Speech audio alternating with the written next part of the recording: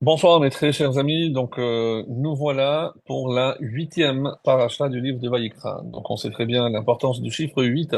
Donc c'est une paracha qui va, je l'espère en tout cas, nous transporter. En tout cas la paracha c'est sûr qu'elle nous transporte. Et on va espérer que le cours, Ezrat Hashem, sera à la hauteur de cette très très belle paracha, très très riche. Mais avant tout, nous avons un autre rendez-vous dans le calendrier, cette semaine, et c'est juste avant le Shabbat, comme vous le savez. Cette semaine, c'est l'Ag BaOmer. L'Ag BaOmer, qui marque la fin de l'épidémie qui a sévi lors de la disparition, malheureusement, des 24 000 élèves de Rabbi Akiva. Et donc, on va essayer de comprendre un petit peu quelle est la spécificité de ce jour, puisque on sent qu'il y a un engouement très très particulier. C'est vrai que les années précédentes, lorsqu'on a eu l'occasion d'en parler, on avait précisé que que Rabbi Shimon Bar Yochai est allé se plaindre auprès de son maître Rabbi Akiva, en précisant que pourquoi certains maîtres avaient des centaines d'élèves et lui n'avait que 9 élèves. Imaginez, tout Rabbi Shimon Bar Yochai qu'il était, il avait que 9 élèves. Et Rabbi Akiva lui aurait répondu cette réponse extraordinaire. Je dis, écoute, l'essentiel, c'est que moi et Hachem, on connaît ta valeur. Ne t'inquiète pas, parce que même si maintenant les gens n'ont pas encore mesuré ton envergure, après ton départ de ce monde, tu verras que tu seras le maître le plus respecté. euh, attends, voilà que tu seras le maître le plus respecté de tous les temps. Et on le voit bien aujourd'hui encore, comme on peut voir pour ceux qui se rendent à Méron, de toutes parts, vraiment de tout milieu, que ce soit un milieu très pratiquant, chassidique, moins pratiquant, séfarade, ashkénaze. Donc il y a un engouement qu'il est difficile d'expliquer. Comment se fait-il? Est-ce que c'est simplement la promesse que Rabbi Akiva lui avait faite de pouvoir se rattraper, on va dire, après son départ de ce monde? On n'a pas vu, par exemple, un tel engouement pour Moshe Rabbeinu, alors qu'on connaît bien sa date. Vous allez me dire, oui, on ne connaît pas son lieu de sépulture, certes, mais on aurait dû, un petit peu comme pour Moshe, s'attrister. Le départ de Moshe, c'est un grand maître qui nous a quittés. Donc, si on avait fait la même chose, pour Rabbi Shimon Bar Yochai, on aurait pu se dire, eh ben, ça aurait été un jour qui aurait dû être triste, puisqu'on a perdu un des plus grands maîtres que nous ayons jamais eu. Alors, donc, il faut comprendre comment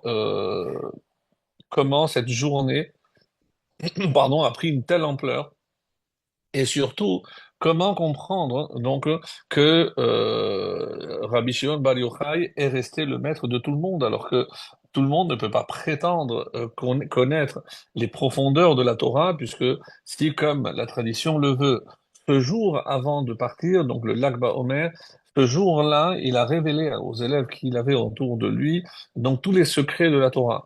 Et ces élèves ont continué à transmettre ces secrets, ces enseignements. Jusqu'à l'époque, à peu près, on estime l'époque de Ramban, Nachmanides, vers 1200, donc le début du XIIIe siècle. Et seulement à ce moment-là, on a commencé à mettre par écrit. Certains disent que c'est Diego de Leon, donc on n'a pas de certitude. Mais en tout cas, une chose est certaine, c'est que ce qui nous est parvenu aujourd'hui comme étant le Zohar, avec toutes ces différentes parties, donc la partie la plus ésotérique et les explications les plus profondes de la Torah, viennent de ce fameux jour où il nous a quittés. Et selon certains de nos maîtres, c'est la raison pour laquelle donc on a l'obligation de se réjouir parce qu'on a eu accès à une partie qui n'avait jamais été révélée et c'est la raison pour laquelle on peut se réjouir. Pas seulement, évidemment, pas par le fait qu'il soit parti, mais parce que en ce jour-là, d'abord, encore une fois, par rapport au décès des 24 000, donc l'épidémie a cessé le 33e jour, et comme c'est rapporté dans la Gemara, suite au décès des 24 000, Rabbi Akiva est allé chercher dans le sud d'autres élèves, et parmi ces 5 élèves, il y avait Rabbi Shimon Bar Yochai. Donc, est-ce que on aurait eu peut-être Rabbi Shimon Bar Yochai si ces 24 000 n'étaient pas décédés? On n'en sait rien. En tout cas, donc c'est un des élèves, on va dire, les plus connus de Rabbi Akiva. Et jusqu'à aujourd'hui, donc chaque fois que dans la Mishnah ou dans la Gemara, on cite Rabbi Shimon, ça fait allusion à Rabbi Shimon Bar Yochai. Ensuite, donc, et ça la question qu'on va essayer d'étudier dans un premier temps avant d'aborder la paracha un peu plus profondément. Il est rapporté dans Shara Kavanot, donc de Rabbi Chaim Vital, donc l'élève de Harizal, Inyan minhag shenahagu Israël alechet biyom Lag BaOmer al kever Rashbi. Donc d'où vient cette coutume d'aller le jour du Lag BaOmer sur la tombe de Rabbi Shimon Bar Yochai, Rashbi, la contraction, les initiales, Ve'ochlin, ve'shotin, ve'semchim sham, et on se réjouit, on mange et on boit. Ani ra'iti, les mori.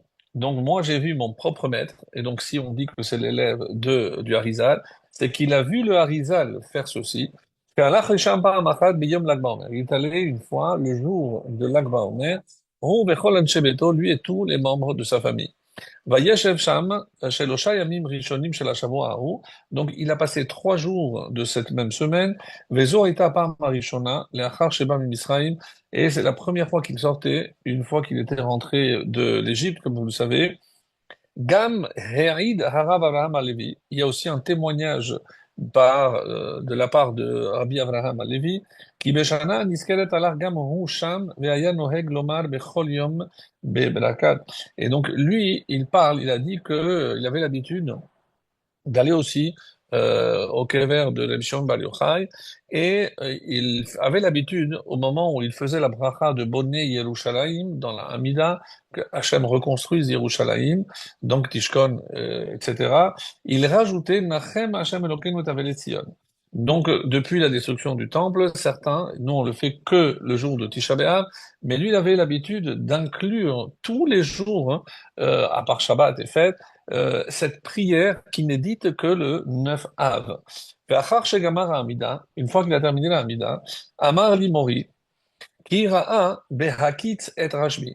Donc, le Harizal est allé voir Rabbi Chaim Vital, il lui a dit, tu as vu, sache que le Harizal est venu en rêve me voir, et il se tenait sur son kever, et il a dit, est mort el Aishazé.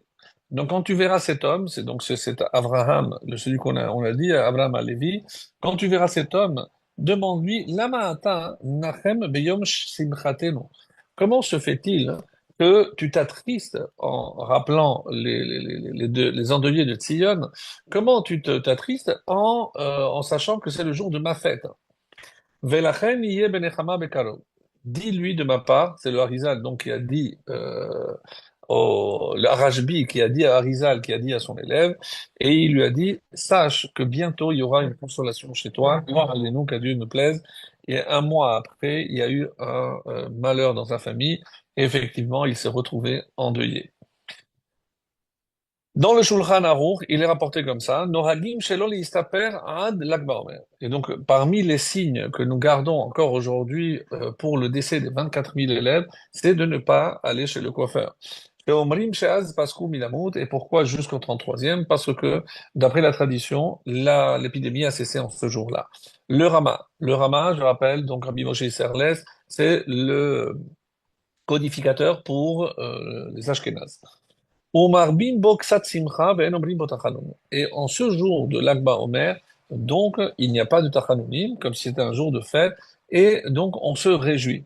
Donc vous allez dire, alors on se réjouit, mais c'est un peu paradoxal, puisque l'épidémie a cessé, certes, mais il y a eu 24 000 morts.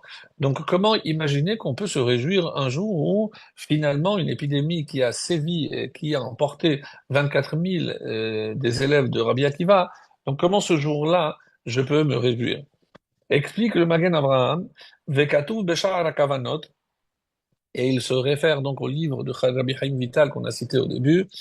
Shegadol Echad Haya Ragil Lomar Nachem. Il y avait quelqu'un qui était très grand, qui avait l'habitude de faire Nachem, de parler de consolation le jour de la Hiloula de Rabbi Shimon Bar Yochai, et Venenash, et il a été puni.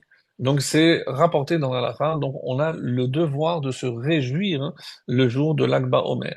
Haïnou chez Asimcha, enarak chez Paskou Lamout. Et c'est pour ça qu'il rajoute, c'est qu'on comprend que la véritable raison pour laquelle on se réjouit, c'est pas uniquement parce que l'épidémie a cessé. Ce serait évidemment incompréhensible. Non, c'est qu'il y a autre chose, il y a une autre dimension.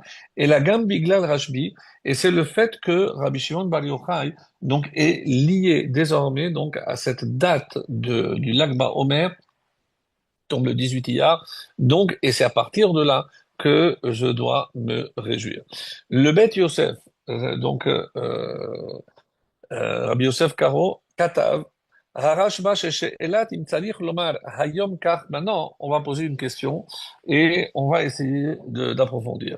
Pourquoi, pour nous les Sefaradim, la majorité des Chassidim aussi, à part quelques Ashkenazim, lorsque on compte le Homer, comment on dit? Hayom Shelosha Yamim la Homer. Donc aujourd'hui, ça fait 3 jours depuis la Homer, puisque le Homer était cette offrande d'orge qu'on a offert le lendemain de Pessah. Donc, ça fait déjà 3 jours la Homer. Donc, comme une distance depuis le Homer. Donc, et c'est pour ça qu'on dit la Homer. La question qui se pose est pourquoi les Ashkenazim diraient Ba Homer? Parce que quand on arrive à Lag Ba-Omer, la vérité, c'est qu'on aurait dû dire Lag La-Omer, comme on le dit pendant les 48 autres jours. Donc tous les jours, on dit Lag, on dit Hayom, tel et tel jour, La-Omer, on arrive à Lag Ba-Omer et on dit comme les Ashkenazim. Alors c'est un peu curieux. Donc la question est légitime. Pourquoi quand on arrive à cette date, tout change? Eh bien, c'est grâce à cette lettre, mes amis, la lettre bête, qu'on va déjà comprendre quels sont, on va dire, les véritables enjeux de cette journée.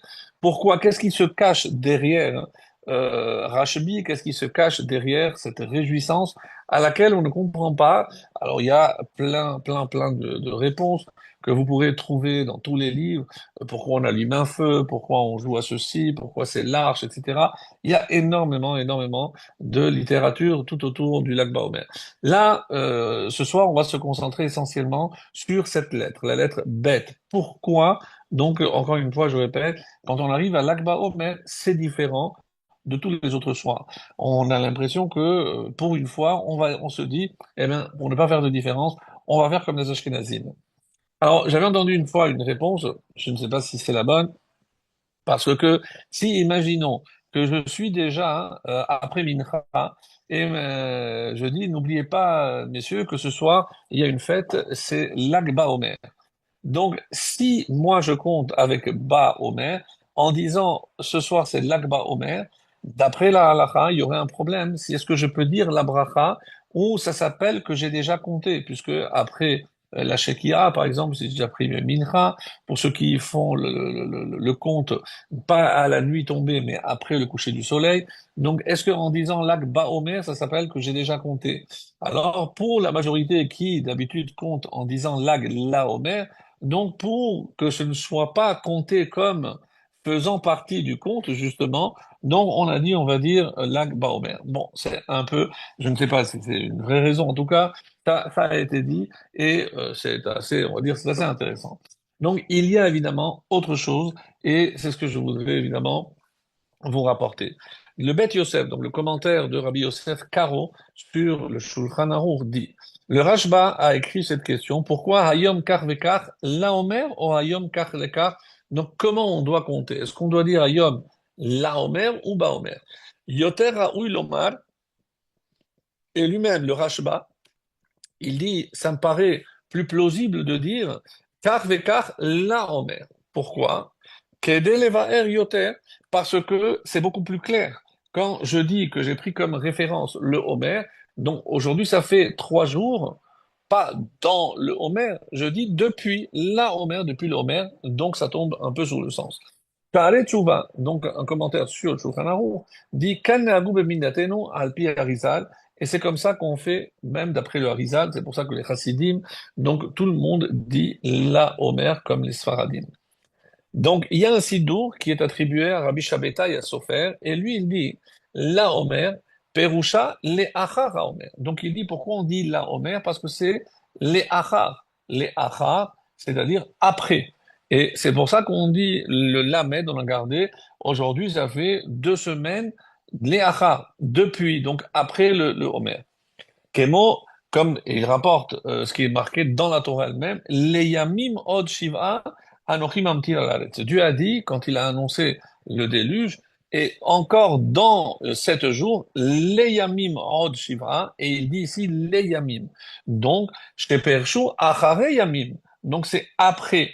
Donc, les, on dit que c'est après. Et comme c'est après le Homer qu'on a commencé à compter, donc ça va très bien. Et c'est pour ça qu'on a l'impression que comme on dit, Bachodesh Hashelishi, le troisième mois depuis la sortie d'Égypte, donc après, comme on dit, Bachodesh Hashelishi, les tzet. Et on utilise aussi ici les, le lamed. Donc, bon, ça, c'est pour, on va dire, cibler et apporter des preuves à l'appui, donc, pour dire que la Homer, c'est très bien. Alors, si c'est tellement bien, alors pourquoi quand on arrive à l'Akba Homer, non, on a tout changé. Et c'est pour cela que le Rama, on a dit que lui, il ne suit pas cette opinion. Il dit Hayom Yom Echad Ba Omer. Lui, il explique que c'est Ba Omer et pas la Omer. Donc le Or HaChaim, un commentaire sur le Or HaChaim qui s'appelle le Taz, Shamati Mizaken Echad, She'it Shaya Bekihilot Kodesh Krako. Donc, et maintenant, on va essayer d'apporter peut-être ce qui peut être considéré, on va dire, comme une explication. Alors, sachez, mes amis, que il y a une Hiloula, une autre Hiloula, l'Akba Omer. L'Akba Omer, donc il y a quelqu'un de très connu qui est décédé, et c'est précisément le Rama. Le Rama qui est mort très jeune, à 33 ans. Donc il est né l'année 5733, Schlag. Donc il est mort à 33 ans, et il est mort le 33e jour du Homer. Et en plus, il a écrit 33 œuvres. Donc vraiment, le Rama, on va dire que c'est quelque chose, on dit, c'est pas pur hasard, même si malheureusement il est mort tellement jeune, mais il nous a laissé, on va dire, un héritage pour le, en tout cas pour les Ashkénazim, exceptionnel, puisque c'est sur lui que se basent toutes les lois du Shulchan Aruch. Alors, il y a une opinion qui dit que le jour du décès d'une personne, on considère que c'est là-haut dans le ciel, c'est lui qui est mis, on va dire, en avant, parce que c'est le jour de son décès. Alors, certains ont voulu dire que précisément c'est à cause de ça. Comme l'Akba Omer, ça tombe le jour de la Hiloula aussi, du décès du Rama. Donc on l'a voulu l'honorer. Et comment on a cherché à l'honorer? En se mettant tous d'accord, même ceux qui ne suivent pas son opinion, et nous on dit toujours la Omer, mais pour le 33e jour, donc, et si ce jour est tellement particulier, on va pas dire lag la Omer, mais on va dire lag ba Omer pour faire honneur à Rabbi Moshe Isserles Orama. Donc ça, c'est une explication.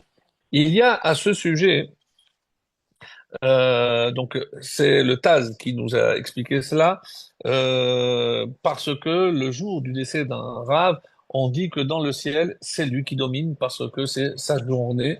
Et c'est donc il est né en 5333 comme j'ai dit, à 33 ans, le lac Baomer, il a acquis 33 séfarim. Et d'ailleurs, le Taz rajoute une petite anecdote, c'est que le jour de son hesped, on a réussi à faire 32 hespédim.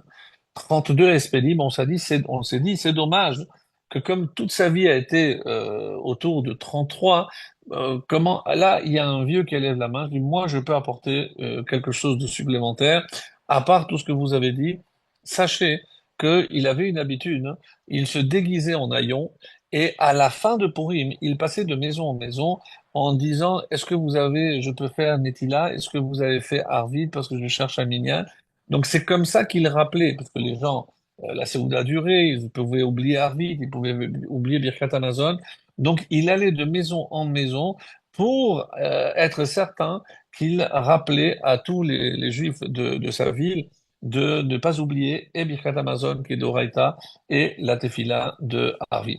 Et c'est comme ça qu'il a eu droit aussi à 33 Hespédim, 33 oraisons funèbres. Alors, Euh, il y a donc une anecdote, une histoire euh, concernant donc quelqu'un qui était, alors si je me rappelle bien, parce que ça fait un petit moment que je l'avais lu, un couple qui pendant très très longtemps n'avait pas eu d'enfant. Et je crois même que je ne sais pas si je l'ai trouvé dans le texte. Non, je ne crois pas. En tout cas, il est allé voir donc le Baal Shem Tov et il lui a dit, va voir le Admour de, j'ai plus le nom. Et ce qu'il te dira, tu feras. Et donc il est allé, il a attendu, il a vu le shamash, il a dit, voilà, je viens pour voir le Rav. Un jour, 2 jours, 3 jours, 4 jours. Il lui a dit, écoute, oui, oui, oui, le Rav, il sait. Il est resté, mes amis, presque un mois. Il savait plus quoi faire.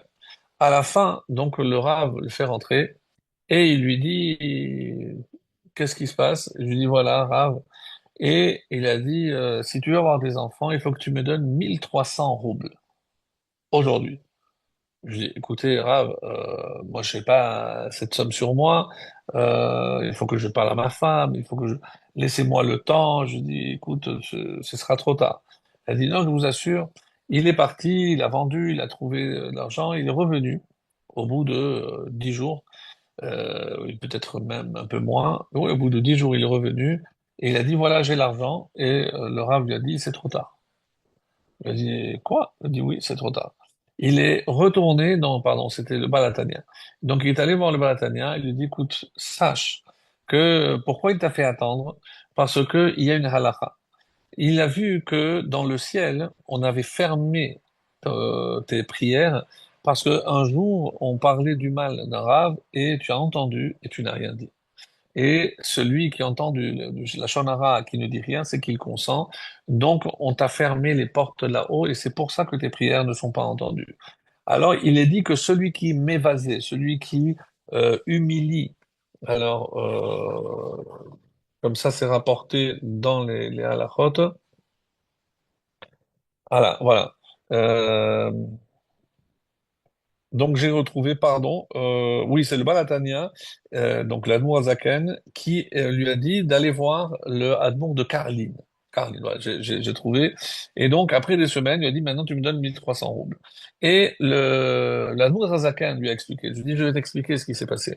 Il a vu que là-haut, on ne te laissait pas parce que tes prières ne montaient pas. Et donc, qu'est-ce qui se passe? C'est qu'il y a marqué dans la halakha, Mishepaga obizat al mitracham, en refoua le makato. Celui qui a blessé ou qui a humilié un talmid racham, il n'y a pas de guérison, en fait, il n'y a pas de remède à son mal. Donc, il ne sera jamais pardonné. Mais il y a un Rambam qui dit, sauf s'il donne l'iter zahav, la tzedaka. Donc, le seul qui a parlé de donner une très grande somme d'argent à la tzedaka, c'est le Rambam. Mais la halakha n'est pas comme le Rambam. Sauf que il t'a fait attendre, parce que le jour où tu es rentré le voir, c'était le Kaf Tevet. Le Kaf Tevet, le 20 Tevet, c'était la Hiloula du Rambam. Et dans le ciel, ce jour-là, la halakha est comme lui. Donc, lui, il s'est dit, le Rav de Kareline, ce jour-là, si tu me donnes l'argent, moi, j'aurais pu dire au Rambam, écoute, maintenant qu'il a fait comme toi la halakha, et il aurait eu du poids dans le ciel pour qu'on annule ce décret sur toi et tu aurais pu avoir des enfants. Mais quand tu es venu maintenant à Rosh Chodesh Shevat, donc 10 jours après, mais c'est plus la Iloula, le Rambam n'est plus, donc maintenant c'est trop tard. Autrement dit, on ne peut pas imaginer la force qu'a un rave lorsque c'est le jour de sa Iloula. Et c'est pour ça, mes amis, pour ceux qui s'en souviennent, c'est qu'il y a une halakha, on dit qu'il y a une halakha sur Shabbat. Par exemple, Shnaim she'asa'uha pturim. Donc, les Chachamim disent non, il est chayav. Si par exemple, on fait une melacha, le Shabbat interdit, mais on la fait à deux. Donc, moi je dis non, c'est l'autre qui fait, l'autre il dit non, c'est moi. Donc, en fait, chacun fait une moitié, donc on n'a pas fait une melacha, Donc, les Chachamim, même si d'après la Torah, il est pas tout, puisqu'il a fait une demi-mélacha, mais les Chachamim, ils disent non, il est chayav, il est coupable. Sauf un, sauf un, qui est le seul Rav qui a dit non, il n'est pas coupable, c'est Rabbi Shimon Bar Yochai. Et donc vient, et ça c'est l'explication chassidique magnifique qu'ils disent, parce que le jour de son décès, c'est-à-dire l'Akba Omer, donc la halakha elle est comme lui. Ok, mais qui peut dire que non? Qu'est-ce que ça veut dire Shnaim She'asaura? Il ne parle pas de Shabbat, il parle d'une manière générale. Donc, quand on a fait une faute, évidemment qu'on n'est pas tout seul. Pourquoi? Parce que il y a mon Yetzer Hara et mon Yetzer Hatov. Donc, certains vous diront la Nefesh Behemit et la Nefesh Elokit, ou tout simplement il y a le gouffre et la Neshama. Donc, quand les deux ont fauté, et comment je le sais par rapport à cette histoire qui est illustrée par ce machal, on dit qu'il y avait un roi qui avait un terrain, il avait peur, en laissant un gardien, qu'il lui mange tous ses fruits. Donc qu'est-ce qu'il a pris? Un aveugle et un estropié, un boiteux. Donc quand il est arrivé, il a vu qu'ils avaient mangé, l'aveugle il a dit, mais moi je ne vois pas, l'autre a dit, moi je ne peux pas marcher. En fait, l'aveugle a porté, il a dit, maintenant tu vas le prendre et vous êtes coupables tous les deux. Donc on dit, c'est comme ça qu'Hachem va juger. Donc le gouffre avec la neshama, parce que la neshama seule ne peut pas bouger. Donc c'est pas elle qui peut fauter, mais c'est la neshama qui donne la force au gouffre. Mais c'est le gouffre qui a fauté, certes, mais sans la neshama, il n'aurait pas pu. Donc d'après Rabbi Shimon Bar Yochai, Shnaim She'asawa, si il y a deux qui ont fait une faute, lui il a dit pas tour. Donc il est ce jour-là dans le ciel en train de disculper, mes amis, tous les juifs qui ont fait des fautes. Ni plus, ni moins. C'est pour ça que ce jour de l'Akba Omer est un jour tellement fort, avec une telle puissance, hein, que lui, dans le ciel, il prie pour tous les juifs. Comme qui? Qui a défendu tout le peuple d'Israël? On dit que c'est Moshe. Et là, vous allez avoir encore une réponse magnifique. Si vous écrivez Lag Ba Omer, sans Vav, mais avec Ba Omer, c'est 345. 345, c'est la gematria de Moshe. Moshe et Rabbi Shimon Bar Yochai sont liés, comme le dira la Chassidoute, c'est un nitzot de Moshe Rabbeinu. Et d'ailleurs, il y a des choses comparables. Il a écrit 5 parties du Zohar par rapport aux 5 livres de la Torah. Donc, il a dû se sauver de l'Égypte. Donc, Rabbi Shimon Bar Yochai aussi a dû se sauver, se cacher. Donc, il y a un parallèle. Ils ont vécu 120 ans. Donc, énormément de parallèles. Et tout remonte à ce que nous dit le Mégalé à Mokot, que Moshe Tiken Chamesh Sefarim, comme il a fait 5 livres, Rajbi Chiber 5 chapitres aussi, dans le Zohar, par la fin de Trouma, il a dit Sefer Sifra Ditzniuta. De la même façon, Zesod, donc ici c'est Megalé à Mokot, qui nous dit quelque chose de magnifique, quand le Tehillim dit Ali Talamarom Shavita Shevi, le jour où il est allé chercher la Torah, il est monté dans les hauteurs, en parlant de Moshe Rabbeinu, et là, tu as récupéré un otage, Shevi, un prisonnier. Et Shevi, c'est Shimon Bar Yochai. À ce moment-là, parce que dans le ciel, il savait que cette âme était tellement puissante que il l'avait encerclé, emprisonné. Moshe est monté et l'a libéré. Donc tout ce que Moshe a fait, eh ben quelque part, Rabbi Shimon Bar Yochai aussi. Comme Moshe était prêt à ce qu'il soit effacé du livre pour le bien d'Israël, ici, il dit que c'est pareil. Donc, Rabbi Shimon Bar Yochai prie pour tous les juifs. Et ça, c'est quelque chose, mes amis, de vraiment incroyable. Et c'est la raison pour laquelle c'est une journée spéciale. Alors, comme il est rapporté dans Sanhedrin 91, alors c'est Antinous qui a demandé la question à Rabbi. Donc, Gouf et Neshama, est-ce que le corps et l'âme, lequel, est-ce qu'un peut rendre, dispenser l'autre de la faute? Et le Gouf, Omer, Neshama, Chata, le corps peut dire, non, c'est la Neshama, moi, je n'ai pas de force moi-même. Et la Neshama dit, donc, qu'est-ce qu'il a dit? Amar, Amshil, je te vais faire un machal, donc une parabole, et c'est la parabole que je vous ai racontée. Et c'est pour ça que quand on dit Kaimalan de shnaim she'asu melacha, im ze eno yachol ve ze eno yachol, shneim chayavim. Si lui il peut pas, la lacha c'est que les deux sont coupables. Mais Rabbi Shimon Bar Yochai il dit non, ils sont pétourim, ils sont dispensés. Et c'est pour ça qu'on dit que pour tous les isurim que un juif fait, c'est comme ils étaient deux. La chen gufu neshama deze eno yachol, ve ze eno yachol pétourim minadim, ve av de anan kaimalan. Donc nous la lacha c'est pas comme Rabbi Shimon Bar Yochai, mais l'Agba Omer, Mikol Makom, Beyom Ulad Rashbi, Zechuto Yagen al Kol Hametim, Liot Peturim Minadin, il peut dispenser tous ceux qui sont morts à cause d'une faute du jugement, quelque chose d'exceptionnel. Comme il a dit lui-même, Rabbi Shimon Bar Yochai a dit, moi je peux dispenser du jugement depuis ma naissance jusqu'à la fin des temps. Et si je joins un mois à mon fils Rabbi Elazar, depuis la création du monde.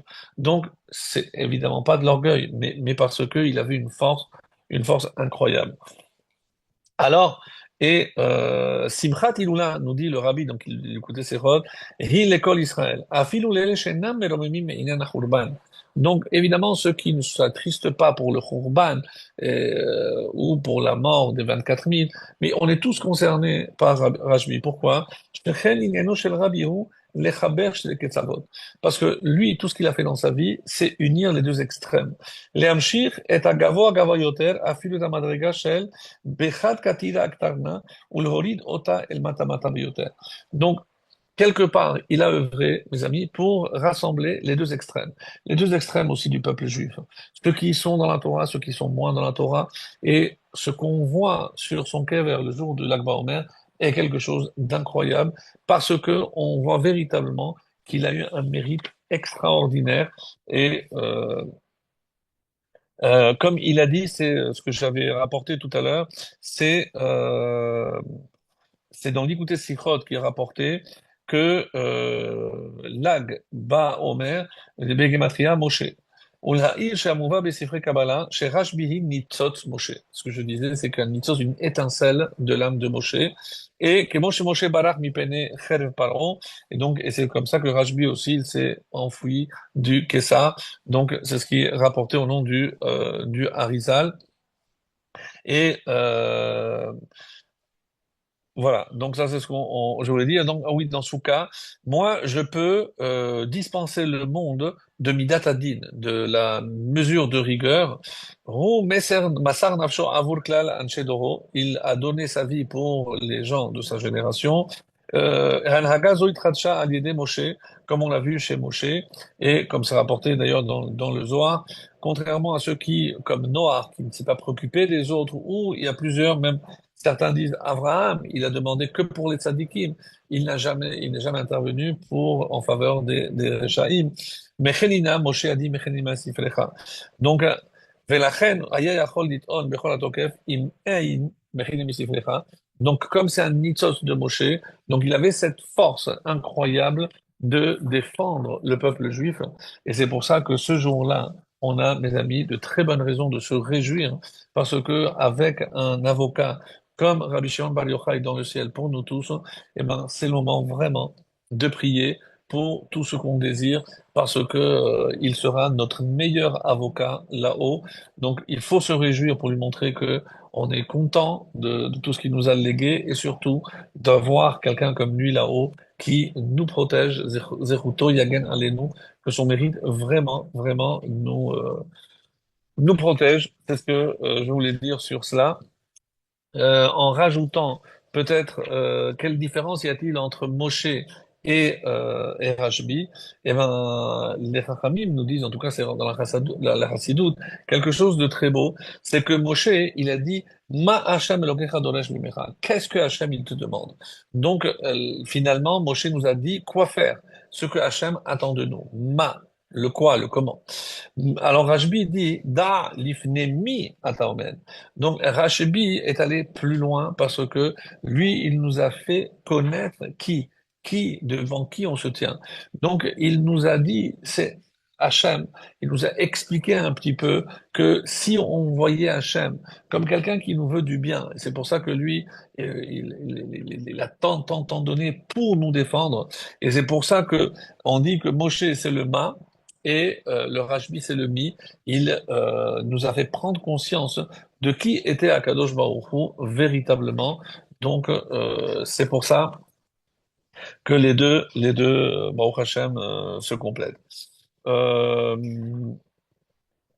on dit que le Maharsham, donc sa femme était morte à l'Akba Omer, et lui a dit, c'est le Maharsham du Berzen, que Hayom Belakba Omer, donc elle est halakha, la halakha elle est comme Rashbi, et que donc on est dispensé. Rumelit Yosher al Kol Yehudi Beyom Hazeh, et c'est la raison pour laquelle en ce jour-là, c'est le meilleur avocat que nous puissions avoir et c'est le Maharasham de Berzen qui nous a légué ceci. Quand il a fait le sped sur sa femme, il a dit en ce jour-là, donc on a un avocat comme Rashbi là-haut, donc qui continue d'ailleurs d'intervenir pour nous sauver et nous protéger. Amen. Kenny Ratson. Et après, donc le deuxième volet, on va arriver à la paracha elle-même. Donc, pour faire un petit peu la structure de le plan, pour ainsi dire, de cette paracha, il y a plusieurs thèmes. Donc, grosso modo, il y en a deux. La première partie traite de toutes les restrictions concernant les Kohanim et tout ce qu'ils pouvaient faire, etc. Et la deuxième partie, si on prend que deux, ce sont toutes les fêtes. Alors, et à la fin, et on comprend pas très bien, on va parler du blasphémateur. Je rappelle que le blasphémateur, celui qui a blasphémé, qui finalement va se faire lapider. Et la question que posent les Chachamim, mais cet épisode a eu pratiquement lieu en même temps que le Mekoshesh Essim, que pour ceux qui disent que c'était Tselophrad, celui qui a ramassé du bois le Shabbat. Donc c'est vrai qu'on a séparé pour dire que c'est pas la même nature de faute, mais pourquoi ici, pourquoi qu'est-ce que ça vient faire ici? Il y a une explication parce que juste avant, on nous a dit qu'un des miracles dans le temple, c'est qu'on a porté le pain et il restait frais jusque la semaine d'après. Alors lui, il s'est moqué. Il a dit, mais si Hacham est vraiment notre roi, vous lui offrez du pain rassis, mais qu'est-ce que c'est? C'est honteux. Il s'est moqué de cette mitzvah. Et ensuite, lorsque il a été jugé parce qu'il ne pouvait pas être considéré de la tribu de Dan, parce que Dan c'était la tribu de la mer, mais lui il était le fils de l'Égyptien, donc il devait séjourner à l'extérieur du campement. Et il a dit un Dayan, et là il a tout nié, il a tout, il a blasphémé, Hal Shalom, et il a été lapidé. Donc bon, à part cette explication qui relie au fait que c'est ce qui a provoqué, mais on ne comprend pas bien pourquoi c'est ici, dans ce contexte-là, que on vient nous dire cet épisode concernant le fils de l'Égyptien avec sa maman qui n'était autre que Shélomith, Bat d'Ivri, dont on a déjà parlé. Alors, cette paracha, après Kitetse, contient le plus grand nombre de mitzvot, sachez-le, c'est 163. Il y a 25 commandements positifs et 39 négatifs. Et elle est appelée par les Chachamim Parashat HaMoadim ou HaMoadot chez Betorat Kohanim. C'est la paracha des Moadot. C'est la paracha des fêtes. Comme si tout tournait autour des fêtes, alors qu'on a parlé ailleurs. Alors pourquoi on appelle précisément cette paracha la paracha des fêtes? Parce que, en prenant un exemple, donc on avait déjà parlé avant de Chag HaAsif. Chag HaAsif, la fête de la collecte, on a dit, bon, on savait que c'était Sukkot, mais on n'avait pas parlé d'obligation de séjourner dans une soukha, de prendre les quatre espèces. Tout se trouve dans cette paracha. Donc, ou Sfartem, donc le conte du Homer, et c'est pour ça que c'est intéressant, c'est dans cette paracha, donc c'est une mitzvah ici, qui se trouve dans notre paracha. Donc, bon, on a bien fait aussi de parler de l'Akba Omer. En tout cas, il y a des nouveautés concernant les fêtes dans cette paracha. Et les Ramim, en prenant l'exemple du Sukkot, relèvent une contradiction. Parce que quand, dans la paracha de Mishpatim, on a parlé de Chag HaAsif, on a dit Betzet Hashana, lorsque l'année sort en prenant comme point de départ Tishri, qui est le début de l'année. Donc, quand est-ce que l'année sort? C'est en Elul. Or, quand on va voir après dans Kitissa, on dit Bit Kufat Hashana. Et Rashi là-bas explique Bit Kufat Hashana, c'est Be'atrala, au début de l'année. Donc, il y a quelque chose qui colle pas. C'est soit Sukkot, c'est à la fin de l'année, soit c'est au début. Si je dis que c'est à la fin, c'est Elul. Si c'est au début, c'est Tishri. Alors on nous dit non, il n'y a pas de contradiction. Nous, on connaissait le plan initial d'Hachem et Hachem avait déjà prévu la fête de Sukkot pour le mois de Elul. Et qu'est-ce qui s'est passé? Eh bien, entre Mishpatim et qui a suivi Yitro, entre Mishpatim et Kitissa, il y a eu le Vaudor. Donc c'est suite à la faute du Vaudor que tout a été décalé vers Tishri et c'est pour ça que toutes les fêtes sont retrouvées, et Rosh Hashanah, et Kippour, et Sukkot, sont retrouvées à Tishri.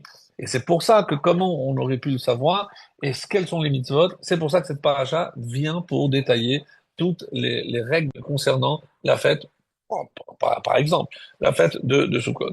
Alors, ça, c'est, on va dire, un petit peu l'introduction.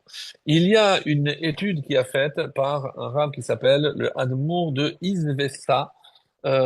Si ça vous dit rien, peut-être que Rabbi Tzadok à Kohen de Lublin vous dit quelque chose. En tout cas, c'est son maître. Il a écrit un livre, un commentaire qui s'appelle Mea Shiloach. Et là-bas, il essaye d'expliquer d'abord, la suite. Pourquoi? Quels sont les thèmes qui sont traités par cette paracha? Comment je passe du Cohen au fait? Et pour enfin comprendre qu'est-ce que l'épisode du blasphémateur vient en conclusion de cette paracha. Donc c'est extrêmement riche, extrêmement profond, mais on va évidemment le faire de la manière la plus succincte possible, mais c'est d'une telle beauté, c'est que je me suis dit qu'il fallait au moins partager une partie de ce que cet amour nous a laissé comme enseignement, et on va voir la paracha véritablement sous un autre regard. Alors, la paracha commence par, comme vous le savez, les personnes pour lesquelles un Kohen n'a pas le droit de se rendre impur. Et on parle ici du deuil, lorsque il n'a pas le droit, tu leur diras que personne ne se rendra impur à cause d'une personne qui est morte parmi son peuple, à l'exception de sa proche, une proche parent, qui sont son épouse, son père, sa mère, son fils, sa fille, son frère, sa sœur. Donc les sept pour lesquels on peut s'endeuiller. Le Cohen peut s'endeuiller, mais le Cohen Gadol, même pour son père et sa mère, non. Donc, Hagadol Me'echav, on dit pourquoi Hagadol He, pourquoi Hagadol? Parce que le Cohen devait avoir cinq choses de plus. Donc, comme l'explique la Gemara, on va pas trop détailler. Donc, il devait être plus beau, plus riche, plus intelligent, d'apparence, etc. Donc, il y avait cinq qualités qui faisaient de lui donc le Cohen Gadol. Et on dit le seul qui est appelé Gadol dans le ciel, c'est l'ange Michael. Donc, c'est comme s'il était le représentant, Michael, qui fait les korbanot en haut, le Kohen Gadol qui fait les korbanot en bas. Donc, il y a une similitude. Bon, on va pas trop détailler. Ensuite, et c'est ce que les Rachamim vont expliquer, pourquoi ce langage de est mort, qui veut dire tu diras, tu parleras, mais c'est la raka, donc parler doucement. Pourquoi est mort? Et dans le même verset à la fin, Ve'amarta, dis et tu diras. Donc pourquoi? Et Rachid nous dit les hazehir agdolim aktanim. Pourquoi? Parce que c'est pas évident. Je tiens à rappeler que, par exemple, si on prend le cas d'une personne qui est morte, donc les Kohanim qui habitent dans un lieu, et il y a une voisine qui est morte, donc évidemment personne, donc ils sont des Kohanim, là, ils peuvent pas se rendre au cimetière. Maintenant, si la maman d'un Kohen meurt, donc il peut aller au cimetière, mais il doit dire à ses enfants, vous n'êtes pas en deuil, donc parce que c'est votre grand-mère. Je dis, mais je comprends pas. Donc pourquoi toi oui? Alors il faut expliquer. C'est-à-dire, il faut expliquer aux petits qu'il y a des différences. Donc, et ça commence depuis le jeune âge. Et ça, d'une manière générale, les hazir, mettre en garde. Donc ça, c'est vrai pour tout âge et pour tous les interdits. D'ailleurs, on dit que c'est la même chose pour le dam, pour le sang, pour le chéret, pour tout ce qui est les insectes. On n'a pas le droit de manger. Et les hazir, on dit aussi que c'est milachon zohar, c'est faire resplendir. Donc, quand je dis que je vais faire briller quelqu'un, c'est parce que je veux l'élever. Et de quoi est-il question ici, mes chers amis? Les hazir, c'est parce que je dis, tu te rends compte, toi, tu es Cohen. c'est comme ça, c'est pas, dis attention, on ne fait pas ça. Non. L'autre lecture du mot les hazir, c'est le faire briller. Mais tu te rends compte, toi, Hachem, t'as choisi pour servir dans le temple. Donc, tu es pas comme les autres. Donc, avec toi, Hachem, il est plus exigeant. C'est pour ça qu'on peut pas aller au cimetière, c'est pour ça qu'on peut pas faire ceci. Et donc, et d'ailleurs, c'est dans le domaine de l'éducation, c'est un conseil en or. C'est-à-dire, au lieu de rabaisser un enfant qui fait une bêtise, mais comment, avec tout ce que tu aurais pu faire, tu te rends compte, etc. Donc, c'est mettre en avant sa grandeur. Et ça, c'est les hazir, faire briller. Et c'est pour ça que certains disent, pourquoi le Cohen s'appelle Cohen? Alors, on dit que c'est Ko, Kaf, He et Nun. Kaf et He, rappelez-vous, lorsque Abraham a dit à ses deux garçons, à Eliezer et à Ishmaël, vous restez là et moi avec mon fils, Nelecha ad Ko. On va aller jusqu'à Kaf et He. Et on sait que l'endroit où cet épisode de de la Hakeda, lorsque Abraham a ligoté son fils, c'est passé à l'endroit du Beth Amikdash. Donc c'est pour ça qu'on dit que si je prends ce monde-ci comme le niveau zéro, le temple c'est le niveau 25, Kafehe. Et donc si c'est la moitié, c'est parce que de là, donc on peut passer au 50e niveau, un petit peu comme le Homer. Donc on traverse 49 étapes jusqu'à 50e. Qui est ce personnage qui peut faire passer de 25 à 50, donc de Kaf et He 25 à Nun qui est 50, et ben c'est le Kohen. Si je rassemble ça, c'est pour ça que le Kohen s'appelle Kohen, parce que c'est celui qui a la capacité de passer de 25 à 50. Donc d'une manière générale, c'est ce qui passe dans le temple, donc cette communication qui se fait quand le Kohen est de service. Alors, ça, c'est pour expliquer un petit peu le début de la paracha. Après, on va parler des défauts d'abord chez les Kohanim. Ça aussi, c'est difficile parce que, imaginons qu'une famille de 7 garçons, ils vont tous dans le temple, ils vont tous se préparer, s'entraîner comme avec le papa. On lui dit, toi, tu es la petite bête noire, toi, tu n'as pas le droit parce qu'il est boiteux, parce qu'il a un défaut cité dans la paracha. Alors, c'est vraiment très triste. C'est pour ça qu'il faut, alors qu'il mange la terouma, il fait tout. Il pourra pas se marier avec une divorcée, etc. Donc, il a toutes les restrictions. Le seul inconvénient, c'est que, ayant ce défaut-là, il n'a pas le droit de servir dans le Beth Amikdash, dans le temple.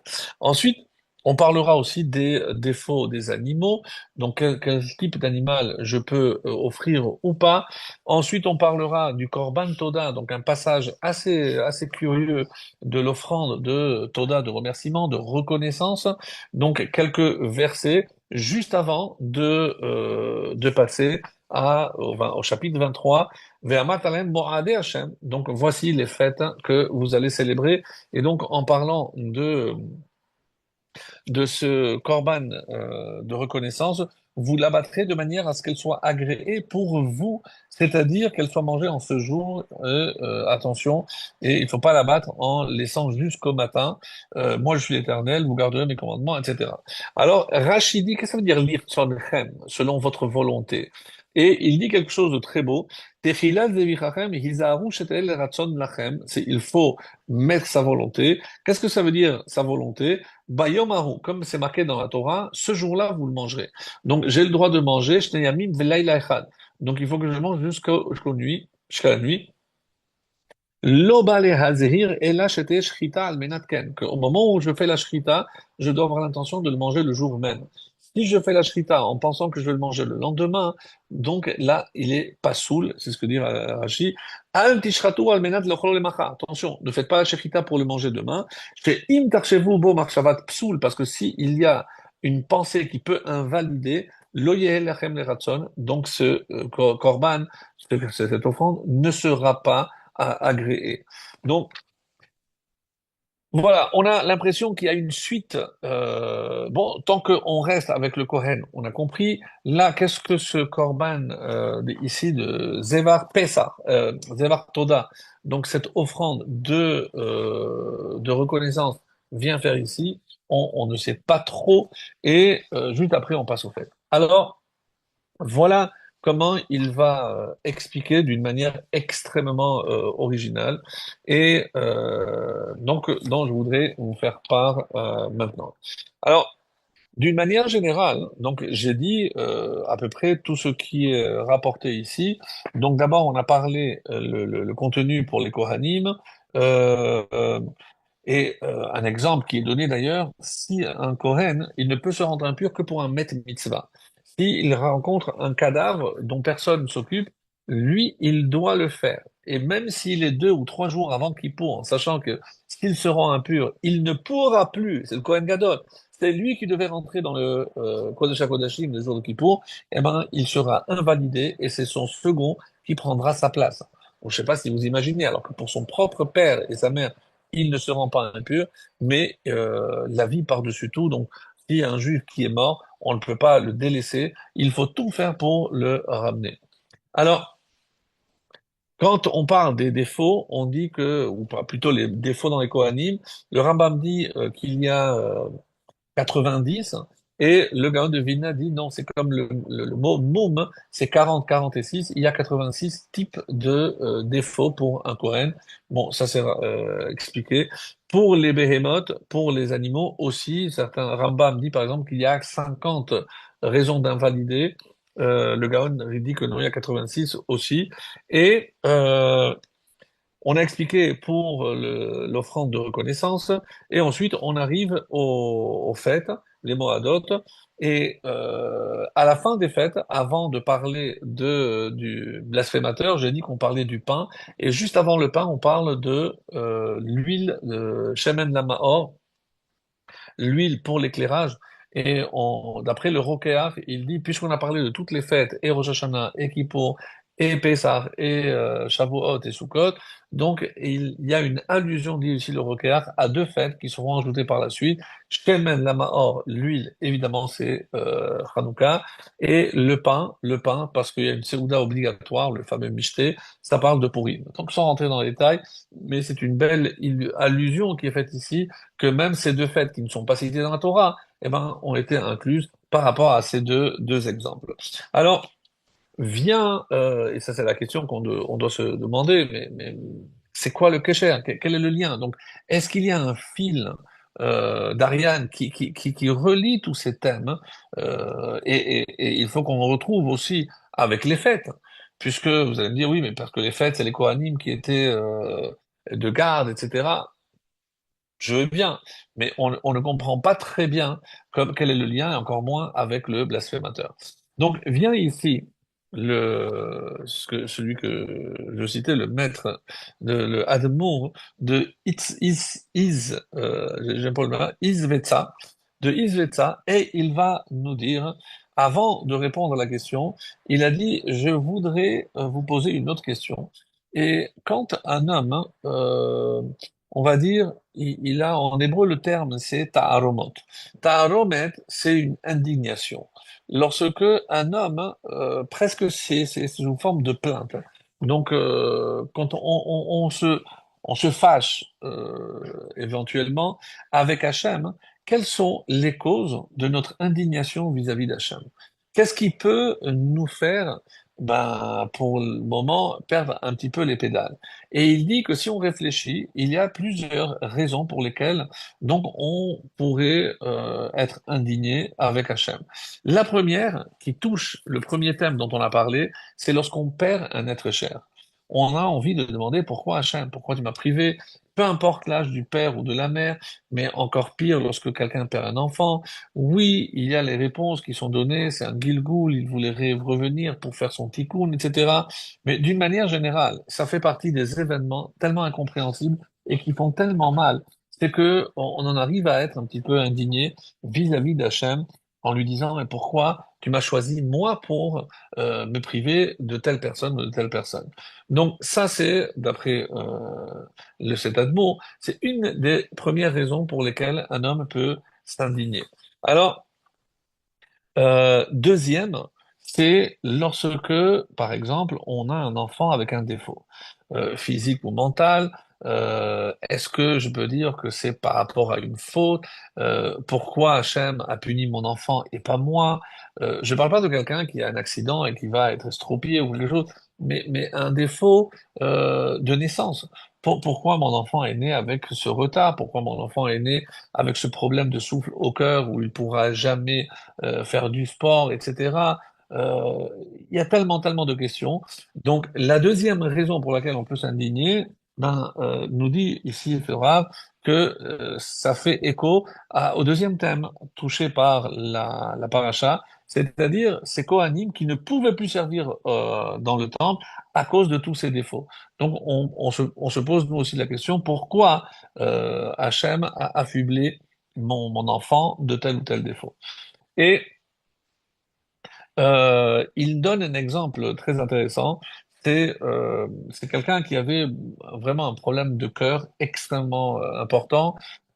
Il avait de l'oxygène avec sa bonbonne, etc.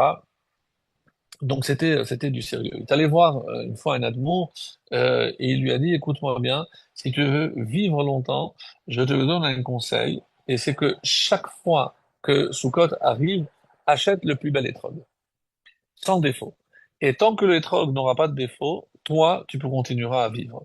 Et c'est vrai qu'il allait chaque fois à son marché, son fils en a témoigné, donnez-moi le plus bel étrog, ne me dites pas le prix, voilà la carte, prenez le prix. Et sous-cote après sous-cote, donc il allait mieux. On sait très bien qu'il y a un parallèle entre le hétrog comparé au cœur. Et son fils a raconté que une année, le hétrog, pendant Moed, il est tombé, il a perdu le piton. Et ben, dans l'année, quelques mois après, son père est décédé. Donc c'est la promesse de cet amour que tant que le hétrog n'avait pas de défaut, tu n'as rien à craindre. Et comme quoi, il y a des choses extraordinaires. Donc nous, on ne connaît pas forcément la correspondance, et c'est pour ça qu'on doit s'efforcer de faire au mieux toutes les mitzvot que l'on fait, puisqu'on ne sait pas à quelle partie de notre corps ça correspond. Ça, il y avait un livre que Shlomo Amelech a enterré pour que ce ne soit pas d'une manière intéressée. En tout cas, après, on arrive à Tu'at Kohen, donc un Kohen qui ne peut pas servir. Donc un Kohen, vous savez d'ailleurs combien il travaille de temps par an. Donc lorsque le temple existait, combien de jours ou de mois, d'après vous, combien de temps il passait pour aller servir dans le temple? Eh bien, mes amis, 2 jours. 2 jours par an. Chaque Cohen avait donc le devoir d'aller servir dans le temple 2 jours par an. Et pourquoi? Alors on explique dans la Mishnah, dans la Gemara, qu'il y avait 24 gardes. Mais ces 24 gardes étaient composés de plusieurs familles. Donc il y avait un plan extrêmement précis, quelle famille devait servir, à quel moment, quel jour de ces... Tout était extrêmement précis et il n'y avait pas d'échange. Donc si toi tu avais ces 2 jours-là, c'est que c'était ton devoir de venir travailler ces 2 jours-là. Alors on peut imaginer qu'une personne qui fait tout un déplacement parce qu'il c'était pour faire ces 2 jours, et il se trouve que dans l'endroit où il dormait, quelqu'un est mort. Donc du coup, il est impur et il est venu pour rien. Il faut qu'il rentre parce qu'il ne peut plus se servir. Si quelqu'un, sans vouloir, a touché un insecte, un chéret, un rampant mort, eh ben, il sera impur.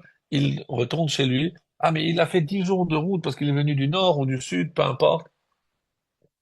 Rien à faire. Donc ça, c'est ce qui peut invalider. Donc, qu'est-ce que à quoi ça peut correspondre, mes amis?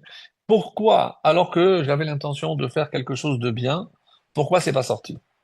C'est dans la vie, on se dit souvent, ça c'est arrivé comme ça, mais pourquoi? Moi j'avais l'intention de faire ceci, Hachem, pourquoi tu m'as empêché? Je devais aller faire ou voir quelqu'un, pam, problème de voiture, problème de ceci, problème de cela. Donc une contrariété qui nous arrive, et pop, ben voilà, ben je ne peux pas faire.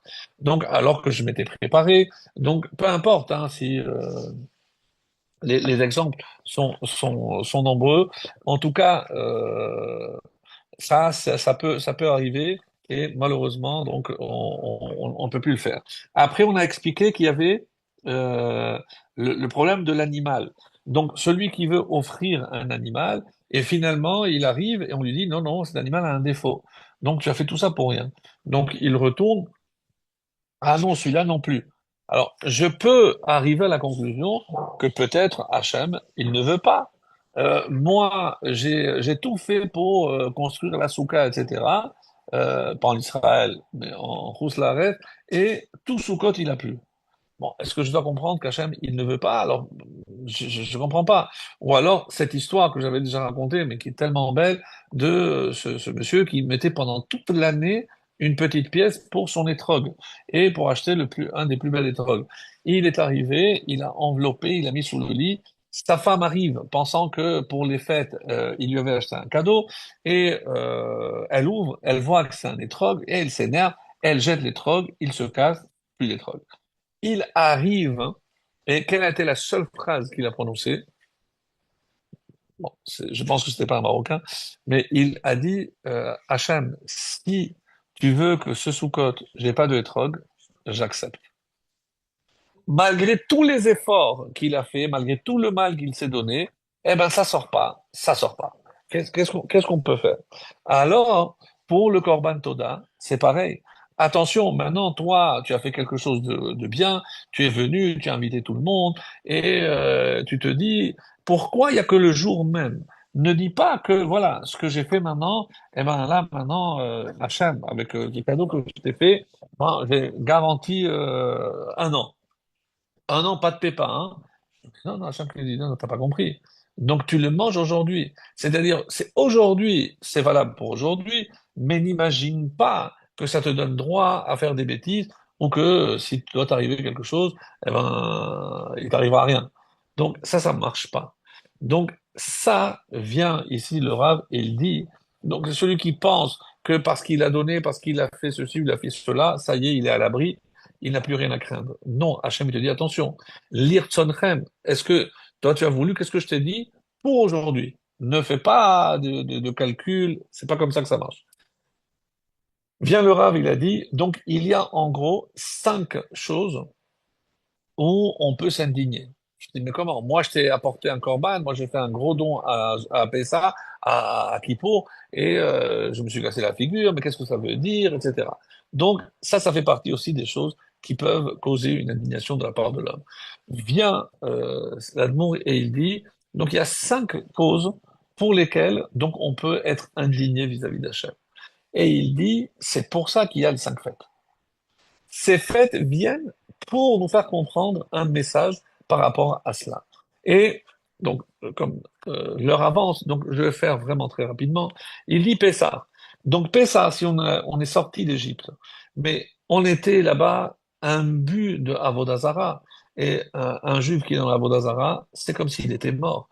Donc grâce au Korban Pessah, grâce à la Brit Mila, c'est comme si vous étiez revenu à la vie. Donc quand Hachem le veut, donc c'est considéré comme triatamétine. Donc ne pense pas que parce que quelqu'un est mort, que c'est fini, il y a triatamétine. Donc on vient lui dire, Pessah, c'est penser non seulement ceux qui sont morts, mais le cadeau de la vie que Dieu t'a donné, et donc la vraie vie. Donc c'est un peu pour consoler la première raison. La deuxième raison, la maladie. Pourquoi mon enfant? Donc on arrive à Shavuot. Et qu'est-ce que Shavuot nous enseigne? C'est que nos ancêtres, lorsqu'ils sont montés sur le Sinaï, eh ben, tout le monde a été guéri. Tout le monde a guéri de toutes les maladies. Donc, et il y a une ségoula, mes chers amis, qui est rapportée par plusieurs rabbinim, donc que de la même façon que le jour de Shavuot, tout le monde a guéri, pendant la lecture du Sefer Torah à Shavuot, je dois avoir la pensée pour quelqu'un qui est malade, et bien, Ezrat Hashem, grâce au mérite et de Shavuot et de la lecture de la Torah, eh ben, il guérira. Donc, c'est une ségoula extraordinaire, parce que c'est vrai qu'il y a des maladies, mais n'oublie pas que Hachem Rof Echa, que Hachem, il peut te guérir. Donc, et Shavuot est venu pour te rappeler que si Hachem le veut, il peut guérir. Donc, ne désespère pas, parce que tu vas te dire, Shavuot va arriver, et ben, Ezrat Hachem, tout le monde va guérir. Ensuite, donc, par exemple, quelqu'un qui a entendu une mauvaise nouvelle, il ne pourra plus faire ce qu'il s'apprêtait à faire. Il a décidé, par exemple, de se lever très tôt pour aller au Selichot, et ce jour-là, son bébé a un problème et il doit aller à l'hôpital. Donc, il avait de bonnes intentions. Je dis, pourquoi ça tombe maintenant? Pourquoi c'est comme ça? Ou quelqu'un qui a dit, je vais faire le vœu de ne pas parler. Et là, sa femme lui dit, écoute, il y a le petit qui s'est cassé la figure. Soit tu vas garder les six autres, soit tu vas à l'hôpital. Ça marche pas. Donc, mais pourquoi Hachem? Moi, j'avais décidé de ne plus parler. Pourquoi tu me mets dans une situation? Donc, vient Rosh Hashanah. Et qu'est-ce que Rosh Hashanah vient de nous dire? Alors, le chauffard. Quand j'écoute l'ishmoa kol chauffard, celui, et ça c'est une autre ségoula, quand j'écoute le chauffard, qu'est-ce que je dois me dire? Que comme j'écoute le chauffard pour que moi je revienne à la Torah, que j'entende que des bonnes nouvelles cette année. Une ségoula extraordinaire. Donc, l'ishmoa kol chauffard, et à ce moment-là, que j'écoute rak besorotovot. Et à Rosh Hashanah, donc, puisque ça va se décider, si je mets toute ma kavana pour que je n'entende que des bonnes nouvelles, mes amis, ça ne veut pas dire qu'il n'y aura pas des choses qui vont nous déranger, mais que je sois toujours capable de percevoir la nouvelle comme bonne, même lorsque je ne la comprends pas. Et enfin, on arrive à Kippour. On a dit, lorsque, par exemple, il y a un défaut dans l'animal et que je ne peux pas apporter à Hachem. Donc, l'animal ici, c'est évidemment là, ton corps, parce que c'est ton corps avec ton corps que tu as fauté. Et que vient dire ici à Kippour, Hachem, il pardonne. Donc, comprends que ce qui est extraordinaire, c'est que Kippour, c'est pour les Taken Averot. Donc, de la même façon qu'Hachem, il t'a donné pour réparer, même si tu as fauté, c'est-à-dire que tu as un corps avec des défauts, donc comme l'animal qui avait des défauts, eh ben sache qu'il y a un jour qui répare toutes ces erreurs, c'est le jour de Kippour. Et enfin, il nous reste le dernier, c'est Sukkot, par lequel j'ai commencé et par lequel je termine. Donc, moi, qu'est-ce que j'ai dit? J'ai apporté quelque chose et donc qu'est-ce qui se passe? Moi, j'ai apporté Hachem et un corban de reconnaissance pour qu'il ne m'arrive rien et donc ça y est, j'ai la garantie. Mais non, la seule garantie, c'est évidemment de se placer tout le temps sous la protection divine.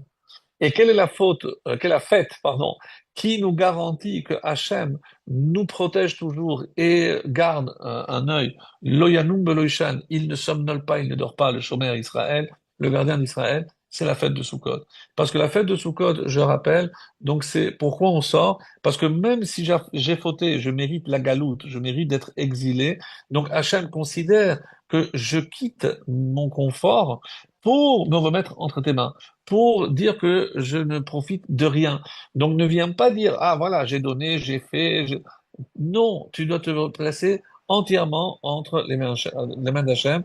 Et c'est pour ça que s'il y a une Gézéra, un décret qui pèse sur nous, le fait de se placer directement à l'ombre de la Emouna, c'est quoi la Emouna? C'est que il n'y a que Hachem qui nous protège, et c'est pour ça qu'on peut expliquer que cette fête vient nous protéger. Attention, ne compte pas sur ton mérite à toi parce que j'ai apporté ou j'ai donné. Non, il n'y a que Hachem. Et maintenant, on peut comprendre qu'est-ce que le Megadef vient faire ici. Pourquoi ce blasphémateur? Parce qu'un juif qui a la Emouna, est-ce que c'est un juif qui va s'indigner parce qu'il lui arrive ceci ou lui arrive cela?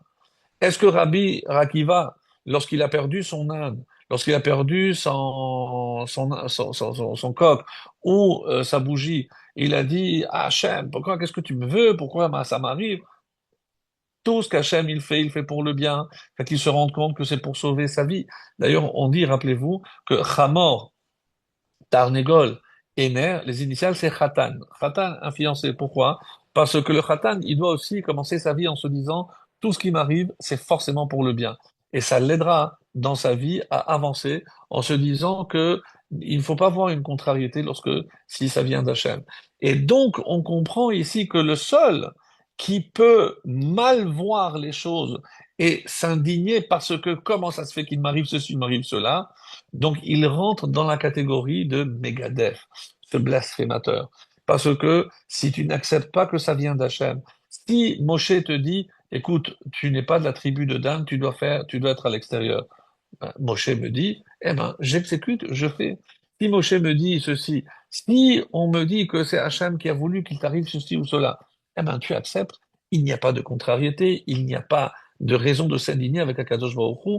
Et donc toute cette paracha, et c'est ça la beauté extraordinaire avec cette lecture, elle vient nous dire on n'a pas de raison ni de se plaindre, ni de s'indigner. Au contraire, voir et savoir que tout vient d'Hachem et ne pas tomber dans le piège de ce Megadef qui malheureusement n'a pas vu. Et c'est pour ça qu'on dit que quand un homme, je termine avec ça, ou une femme perd son conjoint, donc d'après la halakha, il peut se remarier que Moed Katan. Dans la Gemara, c'est marqué 3 fêtes après que 3 fêtes soient passées. Alors, maintenant qu'on a cette lecture, pourquoi 3 fêtes? Pessah, parce qu'on se dit, tu as perdu quelqu'un, tu peux t'indigner parce que tu as perdu, mais on vient te dire qu'il y a Tcheta Métim. Donc après, qu'est-ce qu'on a dit? On a dit Shavuot. Alors pourquoi ma femme est tombée malade? Pourquoi mon mari est tombé malade, etc. Donc c'est la fête de Shavuot pour que te faire comprendre que Hachem, c'est celui qui guérit. Et enfin, Sukkot, parce que tu te dis, mais pourquoi Hachem m'a fait il m'a dit, moi, j'étais gentil avec lui. Pourquoi il me prive de mon mari? Pourquoi il me prive de ma femme, etc. Donc, qu'est-ce que Sukkot dit? Non, tu te places entre les mains d'Hachem. Et donc, quand j'aurai compris ce message, alors je serai apte à me remarier. Donc maintenant, ça s'appelle prendre le deuil, c'est accepter ce qu'Hachem nous envoie parce que ça ne peut être que pour notre bien. Et je termine avec cette bracha, que l'on puisse toujours voir le bien, même dans nos épreuves, parce que Hachem nous aime, Hachem nous protège, et Hachem nous enverra, Be'ezrat Hachem, la guérison et le salut pour tout Israël. Amen. Kenyatta.